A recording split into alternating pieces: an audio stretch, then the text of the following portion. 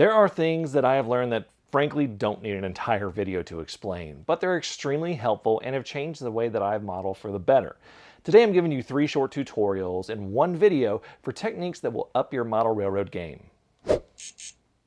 This video is brought to you by Model Railroad Academy. Let's jump right into the first one, my personal Scenic Cement mixture. I start with a bottle and I begin with a bit of dish soap. This will help the mixture flow more evenly. I then fill the bottle up to about 30-35% with white glue. Now I buy this stuff by the gallon, so that's why I can just fill it up real quick like this. Next, I fill the rest of it with water, leaving just a little bit of room for the mixture to slosh around when I mix it. I then put the cap on and shake. A lot. I flip the bottle and get everything as mixed up as possible. I don't use my mixer because the soap would foam like crazy and that just wouldn't work well. And once everything's mixed up, I can use it.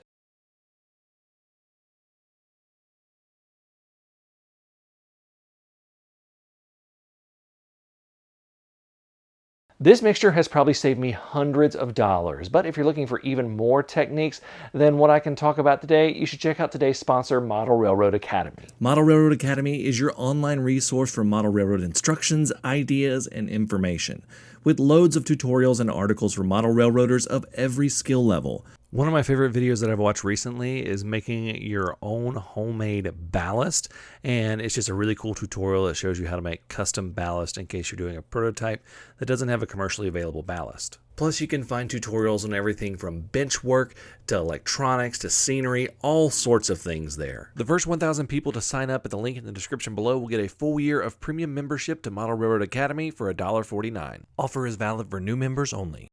Next up, you've heard me use the term Scenic Base. This is my term for the base level of scenery before I go into custom detail with bushes and trees. This is a tried and true method that has served me well. Let me show you. The first step is to paint the base where you will be working. This is to help you hide any gaps in the scenery that may appear. Once that is dried, you cover the whole work area in white glue.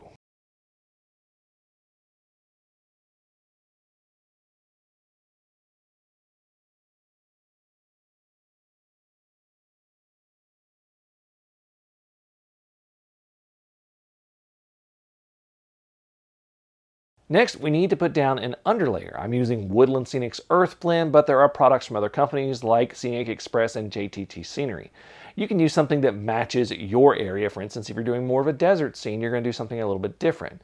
You want to spread this evenly. You can use a shaker or a spoon. I typically use the lid that the container comes in. I also save all my shaker containers that I get, so I reload them. Next, we need to add some green, and this is only if you're doing a more green space on like a desert. You'll be adding different shades of browns and reds and oranges and things like that if you're doing this. I start with a medium blended green turf, and I'm going to sprinkle this unevenly across the brown layer. And I usually use my hands for this, and you really just need to kind of feel this out until it looks right. Remember, ground isn't a uniform color in the real world, so you need to make sure that your ground on your model isn't a real uniform color either. Make sure you keep your container of material separated so that you don't dump any piles on it, because that's going to totally mess up the look. Once this is done, I come over with a layer of green fine turf. Now I typically choose a darker shade of green, but you can also go lighter. The point is contrast.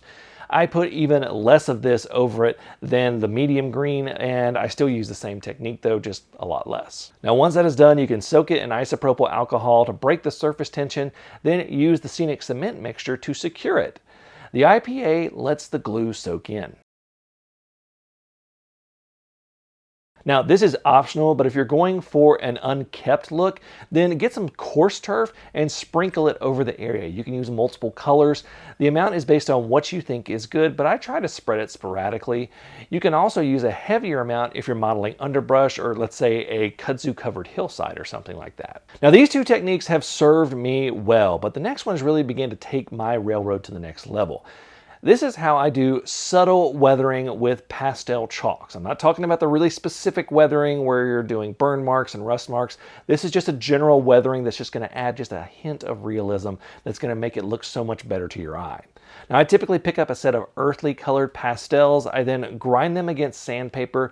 You'll get a fine powder that you can mix the colors or layer them. These things were designed to stick in place once they're rubbed on a surface, so you'll be able to get them to stick even without any sort of matte medium. Once you have the powder, grab a brush and start spreading them across the area you want weathered. Here I'm weathering track, and this is a subtle way to make your railroad look more realistic by making the area between the rails look dirtier.